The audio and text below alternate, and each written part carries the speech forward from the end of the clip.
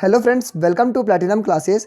दोस्तों, पिछली वीडियो में हम लोगों ने स्टार्ट किया था फेडरलिज्म चैप्टर को, जहां पर हम लोगों ने डिस्कस किया था फेडरलिज्म क्या होता है और उसके कितने टाइप्स होते हैं, इसकी ज़रूरत क्यों पड़ती है हम लोगों को, और कितने लेवल ऑफ गवर्नमेंट में फेडरलिज्म को बांटा जाता है। तो आज के इस वीडियो में हम लोग डिस्कस करेंगे बाकी जो भी टॉपिक्स बचे हुए हैं। तो वीडियो को बिल्कुल लास्ट तक देखिएगा, तभी आपको सारे वीडियोस के टॉपिक्स क्लियर हो जाएंगे और साथ ही साथ आपके इसके जितने भी क्वेश्चंस आएंगे आपके बोर्ड एग्जामिनेशन में, आप इसको आसानी से सॉल्व कर सकते हैं। तो चलिए आज के इस वीडियो को स्टार्ट करते हैं। सबसे पहले बात करते हैं 3 लिस्ट ऑफ कॉन्स्टिट्यूशन। हमारे पास जो संविधान बनाया गया है उसमें अलग अलग डिपार्टमेंट को अलग अलग वर्क असाइन किया गया है। कुछ डिपार्टमेंट के पास कुछ वर्क है और बाकी जो डिपार्टमेंट है उनके पास अलग टाइप के वर्क्स हैं। तो उस वर्क को किस तरह से हम लोग डिवाइड करते हैं उसे ही हम लोग लिस्ट में कन्वर्ट करते हैं।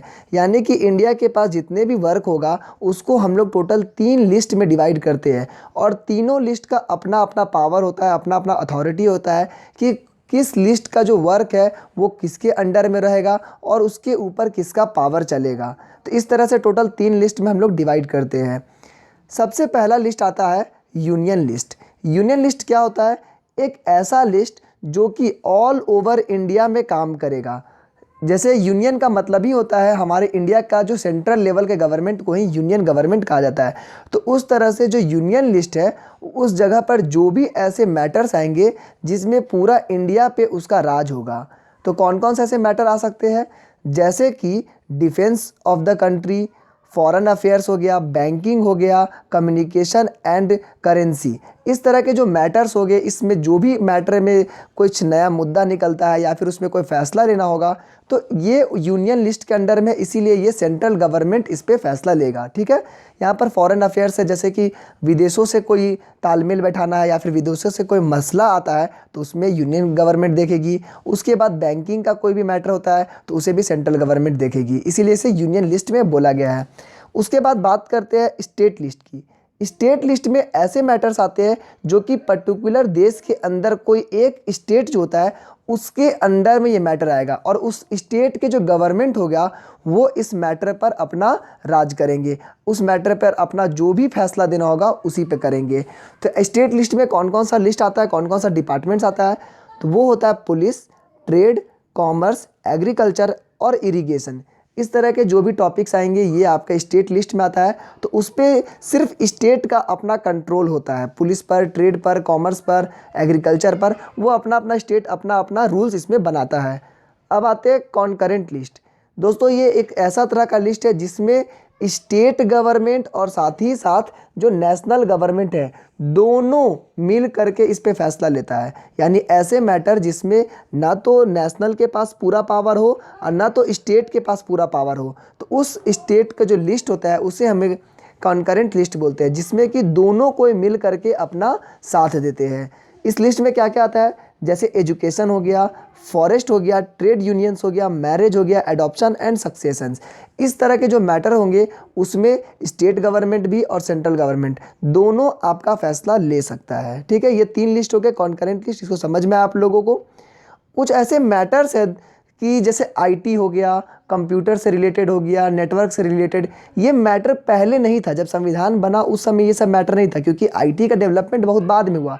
तो ऐसे कोई भी नए मैटर कंप्यूटर से रिलेटेड, इस तरह के कोई भी मैटर अगर फ्यूचर में आते हैं तो उन सबको कॉन्करेंट लिस्ट में रखा जाएगा। ठीक है। अब आते हैं basis of creation of states in India.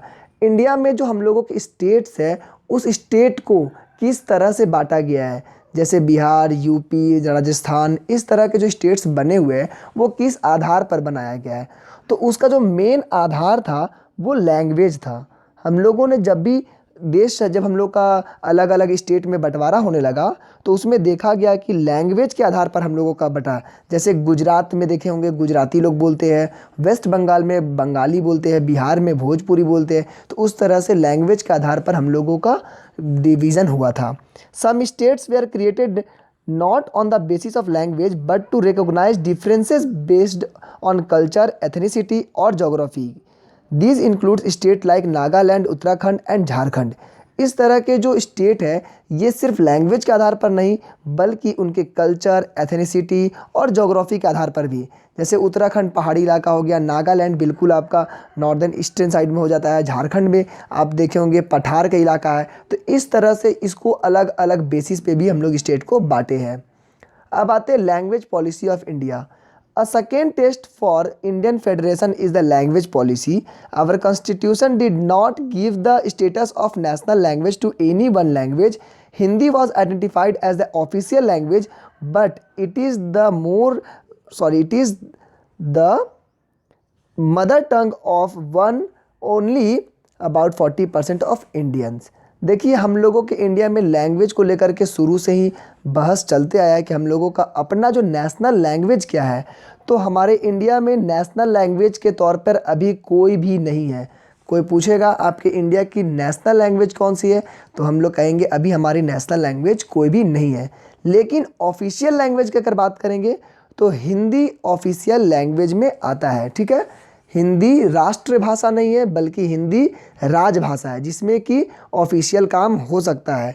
यहाँ पर देखने वाली बात है कि जो हिंदी है mother tongue of only about 40% of Indians. बस 40% ऑफ इंडियंस हिंदी बोलते हैं, बाकी बंगला बोलते हैं, भोजपुरी बोलते हैं। इस तरह से जो डिफरेंसेस है उसको देखते हुए अभी तक हम लोगों के इंडिया में कोई भी ऐसा लैंग्वेज को नेशनल लैंग्वेज का दर्जा नहीं मिला है।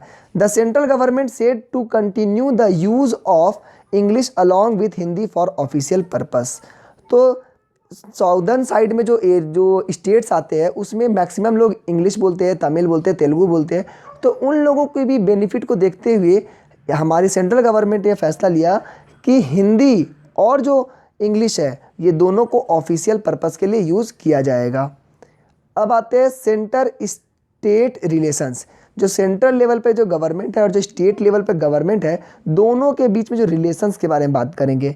Reconstructions the centre state relations is one more way in which federalism has been strained in practice. तो हम लोगों के बीच में जब भी कोई कन्फ्लिक्ट होता है या फिर कोई प्रॉब्लम्स होती है तो स्टेट और जो सेंट्रल लेवल पे गवर्नमेंट है दोनों साथ मिल करके काम करती है। इसीलिए हम लोगों को देश का जो सिस्टम है वो ज़्यादा अच्छा चलता है। इसीलिए डेमोक्रेसी बोला जाता है कि इंडिया का वर्ल्ड में सबसे बेस्ट डेमोक्रेसी में आता है और सबसे बड़ा डेमोक्रेटिक कंट्री भी आता है। All this changes significantly after 1990. This period saw the rise of regional political parties in many states of the country. This was also the beginning of the era of coalition government. एक बहुत important term आया है coalition government. coalition government क्या होता है? तो coalition government का मतलब होता है कि हमारे इंडिया में क्या है कि कोई भी चुनाव होता है तो उस चुनाव में जो सीट्स होते हैं उसका 50% से जब ज़्यादा सीट किसी पार्टी को मिलता है तो उस पार्टी को विनर बोला जाता है और उसी पार्टी के टीम के जो लीडर होते हैं वही उस राज्य का अगर होता है चुनाव तो उसमें मुख्यमंत्री कहलाएगा और अगर देश का होगा तो प्रधानमंत्री। तो यानी कि 50% से ज़्यादा सीट एक्वायर कोई पार्टी करेगा तभी वो विनर कहलाएगा। लेकिन मान के चलिए अगर ऐसा कोई कंडीशन आता है जिसमें कि 50% एक्वायर नहीं करता है, अगर बहुत सारी टीम अगर पार्टी लड़ रही है अगर चुनाव में जिसमें ऐसी कोई भी टीम नहीं है जो कि 50% के क्राइटेरिया को पार करती है, तो ऐसे कंडीशन में हम लोगों का गवर्नमेंट कैसे बनेगा? तो वैसी कंडीशन में गवर्नमेंट बनाने के लिए हम लोगों के पास कोएलिशन गवर्नमेंट आता है। कोएलिशन गवर्नमेंट का मतलब वही होता है कि अगर 50% से ज़्यादा कोई गवर्नमेंट नहीं ला पाती, कोई पार्टी नहीं ला पाती है, तो उस कंडीशन में अलग अलग छोटा छोटा जो पार्टी होता है दोनों मिल करके एक बड़ी पार्टी बनाएगी और वह 50% का क्राइटेरिया पार कर जाता है तो वो टीम जीत जाती है। मान के चलिए आपके स्टेट में कोई चुनाव होता है जिसमें किसी के पास 30% वोट आया, किसी के पास 40% आया, किसी के पास मात्र 30% आया। तो ऐसी कंडीशन में क्या होगा कि 30-40 दोनों मिल करके भी एक गवर्नमेंट बना सकती है या फिर एक 30 और सेकेंड वाला भी 30 था तो वो दोनों मिल करके भी गवर्नमेंट बना सकती है। तो कोएलिशन गवर्नमेंट का मतलब वही हुआ कि दो पार्टी या दो से ज़्यादा पार्टी मिल करके एक गवर्नमेंट बनाती है। Third tier of the government ये क्या है? हम लोगों ने 2 टायर ऑफ गवर्नमेंट पढ़ा जिसमें कि सबसे पहला क्या था कि सेंट्रल गवर्नमेंट, जिसमें कि सबसे अपर गवर्नमेंट हुआ। उसके बाद आया स्टेट गवर्नमेंट, जिसमें कि अपने अपने राज्य में आया। और थर्ड टियर ऑफ गवर्नमेंट, एक और टियर जोड़ दिया गया। उसका मतलब क्या हुआ, उसमें एक और लेवल जोड़ दिया गया, और वह लेवल था लोकल गवर्नमेंट। लोकल गवर्नमेंट मतलब कि एकदम बेसिक लेवल पे काम करेगा, बिल्कुल निचले स्तर पे काम करेगा। और अगर बात करेंगे शहरों में तो उसी को बोला जाता है म्युनिसिपैलिटी, और अगर रूरल गवर्नमेंट गांव में बात करेंगे तो उसी को ही कहते हैं पंचायती राज गवर्नमेंट। तो याद रखिएगा, शहर में म्युनिसिपैलिटी और गाँव में पंचायती राज गवर्नमेंट कहा जाता है। तो हम लोगों के पास अब 3 टायर ऑफ गवर्नमेंट है। पहला सेंट्रल, फिर स्टेट, उसके बाद लोकल गवर्नमेंट, जिसमें कि म्युनिसिपैलिटी कह सकते हैं या तो पंचायती राज कह सकते हैं। उसके बाद एक और टॉपिक पढ़ना आप लोगों को, अमेंडिंग द कॉन्स्टिट्यूशन। अमेंडिंग का मतलब क्या होता है, तो सबसे पहले हम लोग जानते हैं कि अमेंडिंग की ज़रूरत क्या पड़ती है, उसकी मतलब क्या होता है। तो कॉन्स्टिट्यूशन जब बना उस समय कुछ रूल्स बने, उस समय की सिचुएशन को देखते हुए कुछ रूल्स बने। तो वह सिचुएशन हमेशा तो नहीं चलेगा, तो टाइम टू टाइम जब सिचुएशन चेंज होगा तो टाइम टू टाइम कॉन्स्टिट्यूशन में भी कुछ चेंजेस लाने पड़ेंगे। तो जब कॉन्स्टिट्यूशन में कुछ चेंजेस लाते हैं उसे ही हम लोग अमेंडमेंट कहते हैं। ठीक है, अगर कॉन्स्टिट्यूशन में जब 1950 समय में कुछ भी अगर कुछ रूल्स बना हुआ है, अब वो अभी के समय में 2020 में वह रूल काम का नहीं है या फिर उसको चेंजेस लाना है, तो उसमें हम लोग अमेंडमेंट करते हैं, और उसी अमेंडमेंट करने के बाद वो कॉन्स्टिट्यूशन में नया रूल जुड़ जाता है। तो अभी हम लोगों ने अमेंडमेंट के बारे में समझा कि क्या होता है। तो हमारे जो कॉन्स्टिट्यूशन है उसमें अमेंडमेंट करके थर्ड टियर ऑफ गवर्नमेंट को भी जोड़ा गया। ठीक है, उसके बाद आया, now it is constitutionally mandatory to hold regular elections to local government bodies. तो जो पंचायती राज होगा, म्युनिसिपैलिटी होगा, उसमें भी आपका इलेक्शन होगा। ठीक है, seats are reserved in the elected bodies and the executive heads of these institutions for the SCs and STs and OBCs। तो ST SC OBCs के लिए भी अलग अलग सीट रिजर्व किया गया है इसमें। At least 1/3 of all positions are reserve for women. An independent institution called the State Election Commission has been created in each state to conduct panchayat and municipal elections। तो स्टेट इलेक्शन कमीशन को भी गठन किया गया, जिसमें कि पंचायती जो इलेक्शन होता है या फिर म्युनिसिपल इलेक्शन होता है उसको ध्यान में रखते हुए उसका इलेक्शन को कंडक्ट किया जाता है। अब आते हैं रूरल लोकल गवर्नमेंट, यानी गाँवों में जो सरकार होती है उसे हम लोग क्या कहते हैं, panchayati raj. This is a council of consisting of several ward members often called panch and a president और sarpanch. It is the decision making body for the entire village. तो हम लोगों ने सीरियल्स में और कुछ कुछ मूवी में भी देखा है कि जो गाँव में जो सरपंच होते हैं, जो पंच होते हैं, वही लोग उस गाँव का फैसला लेते हैं। तो उस गाँव के लिए वही रूरल लोकल गवर्नमेंट कहलाते हैं। A few gram panchayat are group together to form what is usually called a panchayati samiti और ब्लॉक मंडल। अलग अलग पंचायत, अलग अलग गांव मिल करके भी एक संगठन बनाते हैं, ग्रुप बनाते हैं, उसे हम लोग पंचायत समिति कहते हैं या फिर ब्लॉक मंडल कहते हैं। ऑल पंचायत समिति और मंडल्स इन डिस्ट्रिक्ट टुगेदर कंस्टिट्यूट द जिला परिषद। ठीक है, सबसे पहले तो गाँव में पंचायत बना, पंचायत अलग अलग पंचायत मिल करके क्या बनाया, पंचायत समिति बनाया या ब्लॉक मंडल बनाया। अलग अलग पंचायत समिति मिल करके या मंडल मिला करके जो बनेगा उसे हम लोग जिला परिषद कहेंगे, उसे डिस्ट्रिक्ट परिषद कहा जाता है। ठीक है, अर्बन लोकल गवर्नमेंट में क्या क्या बातें हैं, there are 2 local governments in urban areas. पहला आता है म्युनिसिपैलिटीज़ और दूसरा आता है म्युनिसिपल कॉरपोरेशन। बिल्कुल याद रखिएगा दोनों में डिफरेंस क्या है। म्युनिसिपैलिटी का मतलब होता है they are set up in towns and are controlled by elected bodies consisting of people's representatives.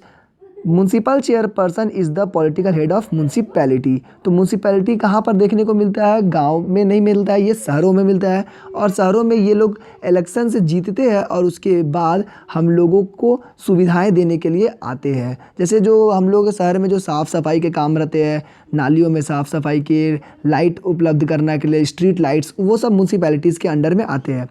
Municipal corporation क्या होता है, they are set up in the big cities and are controlled by elected bodies consisting of people's representatives. Mayor is the head of the municipal corporation। तो देखिए दोनों में difference क्या है। म्युनिसिपैलिटीज़ और म्युनिसिपल कॉरपोरेशन दोनों शहरों के लिए बना गया है, लेकिन म्युनिसिपैलिटी जो होता है वो छोटे शहरों के लिए है और म्युनिसिपल कॉरपोरेशन है ये आपका बड़े शहरों के लिए है। तो दोस्तों इसी के साथ ये वीडियो ख़त्म होता है और आपका यह चैप्टर है वो भी पूरा कंप्लीट हो जाता है। अगर आपको ये चैप्टर अच्छे से समझ में आया है तो लाइक ज़रूर कर दीजिए, इससे हमें मोटिवेशन मिलेगी आगे आप लोगों के लिए वीडियो बनाने के लिए। साथ ही साथ चैनल को सब्सक्राइब करिएगा ताकि आपको आने वाले जितने भी वीडियोज़ होगी उसके नोटिफिकेशंस मिलते रहे। और कमेंट में ज़रूर बताइए कि आपको नेक्स्ट वीडियो किस टॉपिक पे चाहिए। Thank you and have a nice day.